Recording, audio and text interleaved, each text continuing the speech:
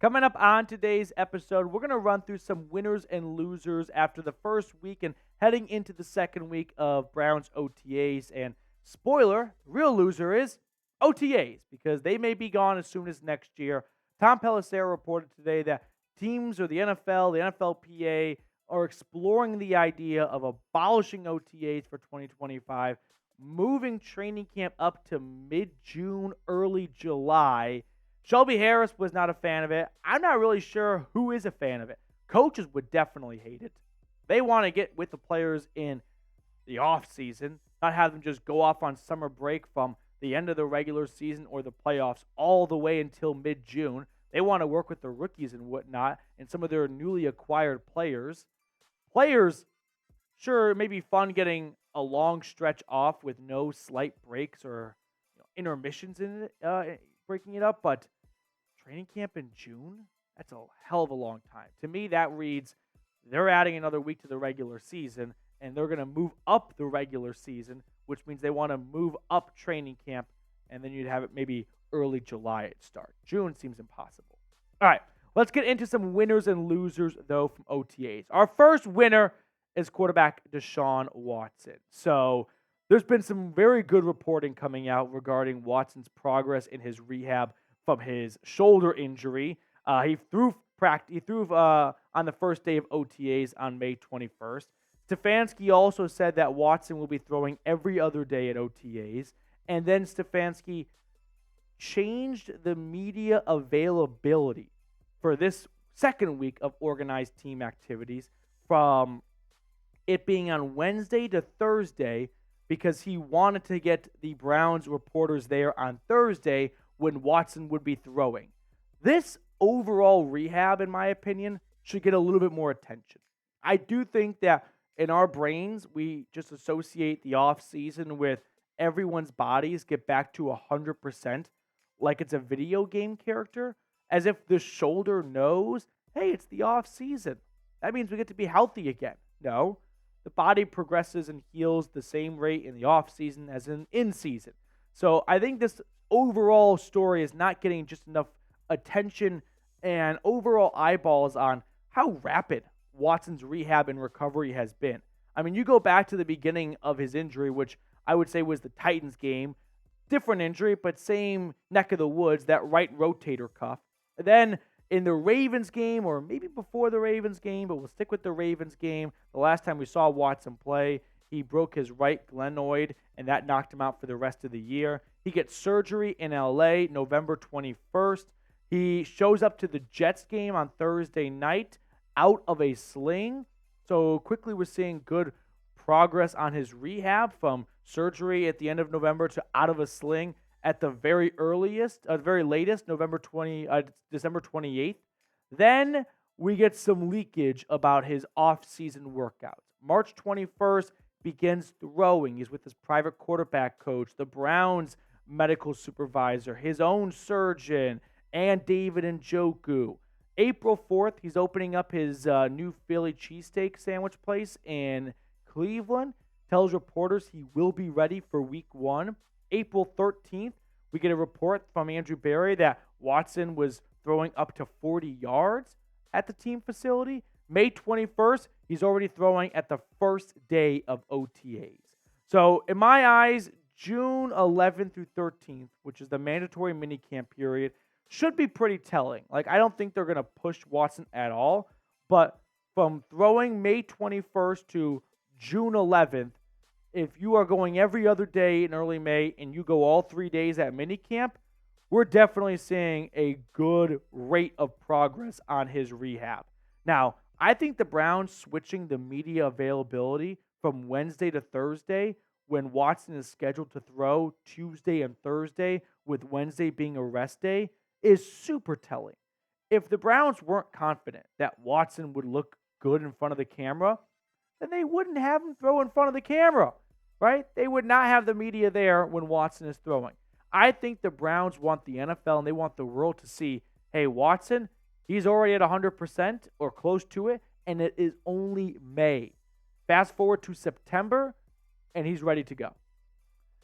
First loser I've got from OTAs. Jim Schwartz's blood pressure feel really bad for his cardiologist because Jim Schwartz came into training camp, came into OTAs with an agenda, and that is to figure out the red zone defense.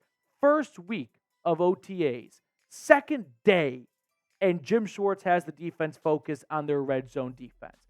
This is how you know that you've got an older defensive coordinator who doesn't give a shit about getting a head coaching gig. He is just so focused on his job here that when other coaches are doing basic install for new players, and the Browns have new pieces on defense, 2 new linebackers, handful of draft picks, some free agent additions, and what is Jim Schwartz doing? He is picking up where the Browns 2023 defense failed and left off, which is in the red zone. He is going past all the introductory stuff. He said, F it to syllabus week.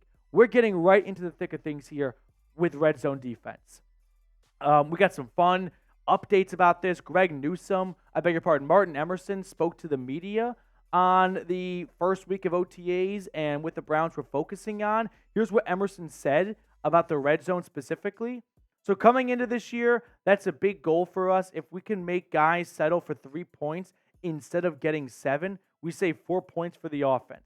And 4 points in this league, that's a big difference. That's my goal for this defense and one of our goals for this defense. So let's give some context to the Browns' red zone defense last year for a moment. They allowed touchdowns 71% of the time when the opposing offense entered the red zone. That was dead last in the NFL. But I didn't feel like that number alone did it justice when describing the Browns' red zone defense. And I'm not trying to give them a pass or wipe it all away because it was not good. But I don't think it tells the whole story. So I went touchdown by touchdown last year. And there were 25 touchdowns weeks 1 through 17. I tossed out week 18 against the Bengals because all the backups played anyway.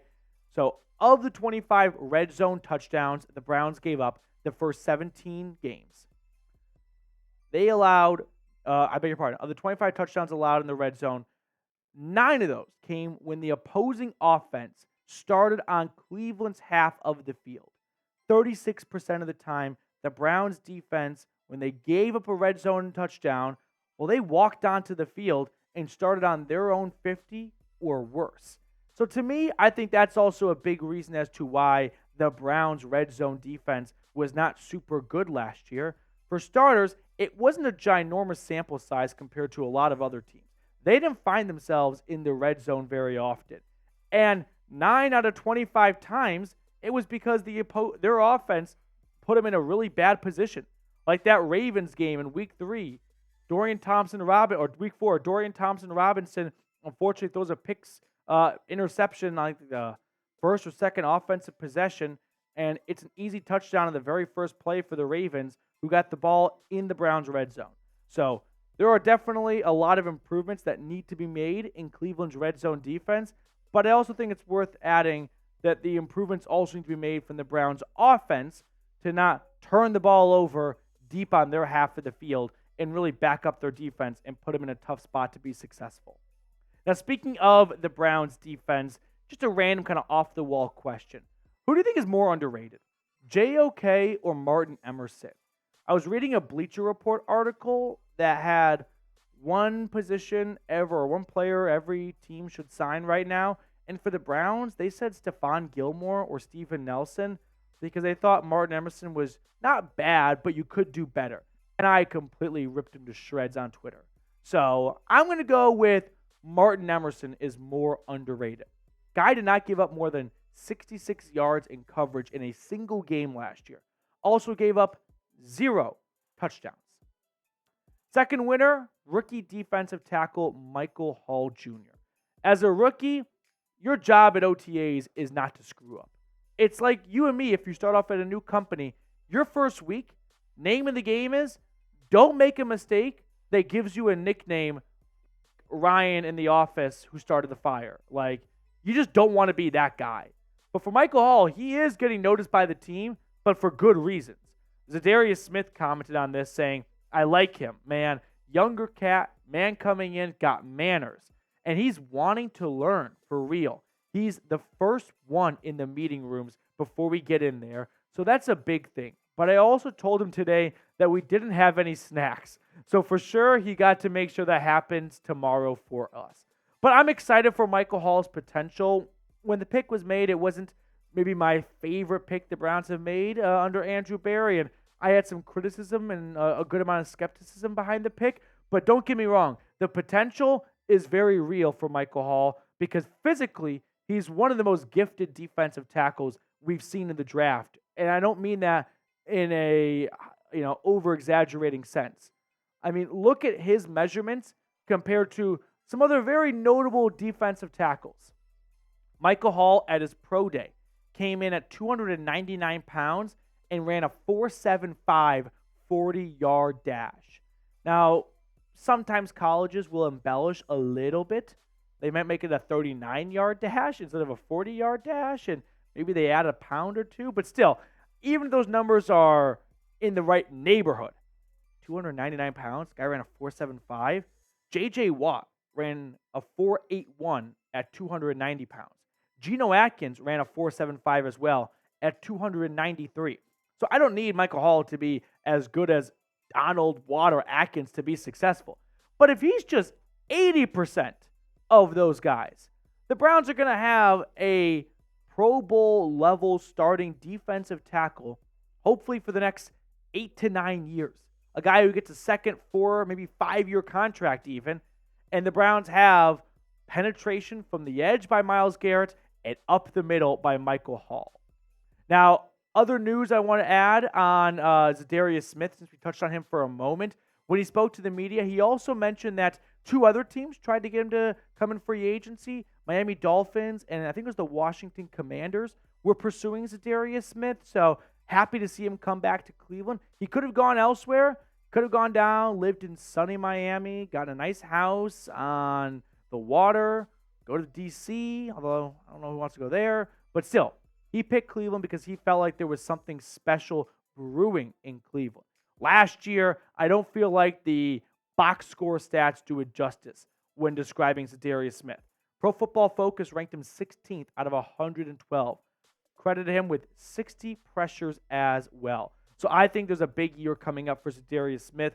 My baseball analogy is Za'Darius Smith last year, like baseball players over 162 game sample size, sometimes they get unlucky with a lot of hard hit balls going right to a third baseman or an outfielder. In football, when you only get 17 games and you get a little bit unlucky, it's a much bigger portion of the season, percentage-wise.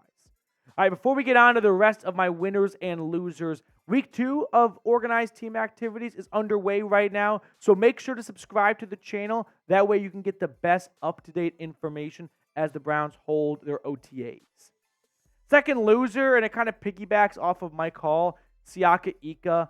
I kind of feel a little bad because I feel like I have been piling on the guy lately, and it's not like he's a bad human being or anything like that, but I'm just trying to do an objective job of reporting what I hear and see. And to me, if Mike Hall is doing really well, unfortunately in the NFL, if someone at your position group is killing it, then someone is losing as a result of it. And to me, I think it's last year's 3rd-round pick out of Baylor. Because when you look at the Browns' defensive line, it is one of their most crowded rooms. I mean, this goes from a room that had very little depth 2 years ago under Joe Woods to Tomlinson, Shelby Harris, Quentin Jefferson, Maurice Hurst.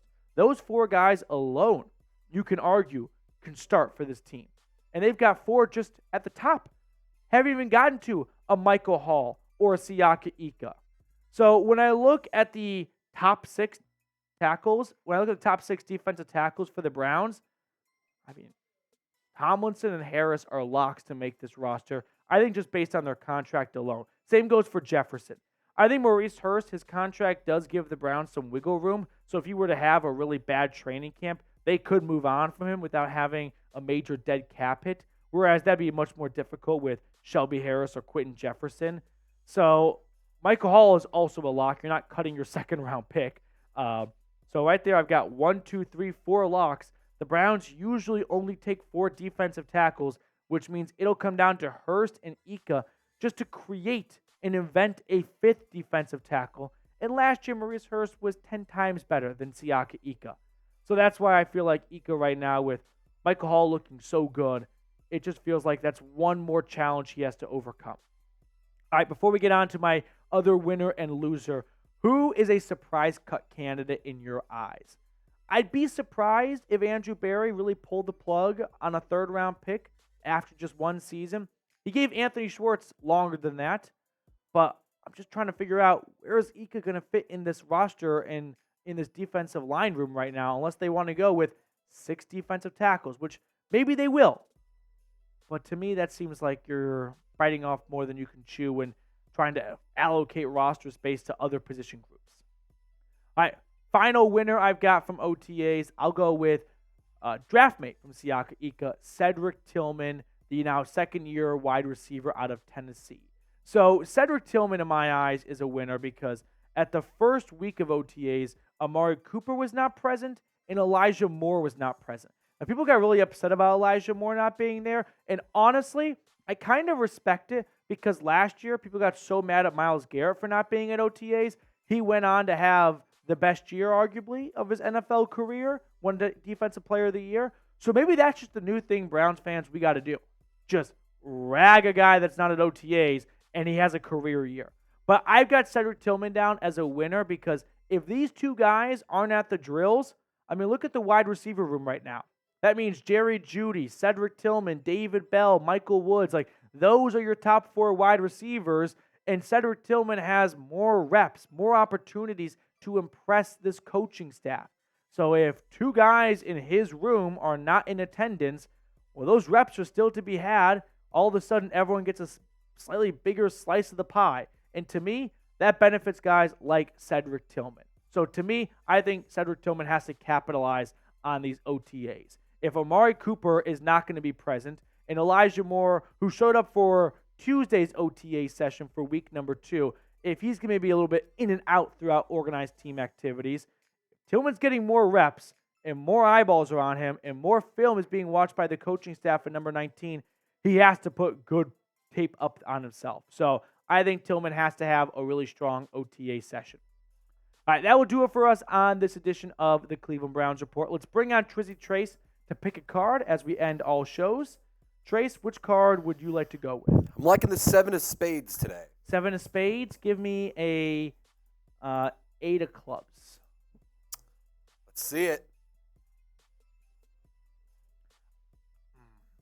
4 of diamonds. 4 of diamonds. All right. That's going to do it for us on today's show. Thank you guys so much for tuning in. Enjoy the rest of your day, and I'll see you all later.